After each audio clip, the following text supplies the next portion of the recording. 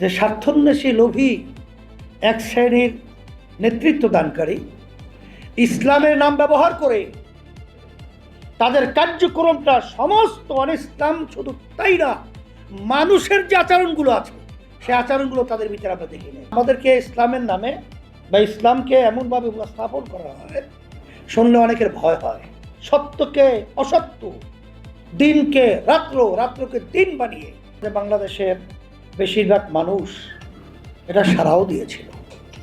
কিন্তু দুঃখ সহকারে বলতে হয় যে স্বার্থন্বেষী লোভী এক শ্রেণীর নেতৃত্ব দানকারী ইসলামের নাম ব্যবহার করে তাদের কার্যক্রমটা সমস্ত অনিসলাম, শুধু তাই না, মানুষের যে আচরণগুলো আছে সে আচরণগুলো তাদের ভিতরে আমরা দেখি নাই,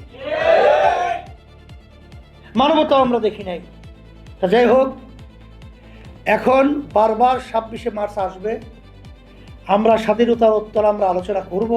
বাংলাদেশের সর্বশ্রেণী, সর্বপেশার, সর্বমহলে আমি সকলকে অনুরোধ করব, আসেন যে আমরা ইসলামকে একটু পরীক্ষা করে দেখি।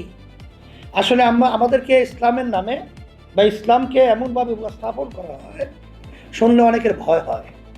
আসলে বাস্তবতা কি ইসলাম ভয়ের জন্য আসছিল?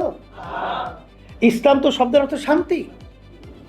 আসলে আমাদেরকে এটাকে ভুল ব্যাখ্যা এবং সত্যকে অসত্য, দিনকে রাত্র, রাত্রকে দিন বানিয়ে ইসলামকে এইভাবে উপস্থাপন করে আজকে ইসলামের বিরুদ্ধে বিভিন্ন ষড়যন্ত্র চলছে।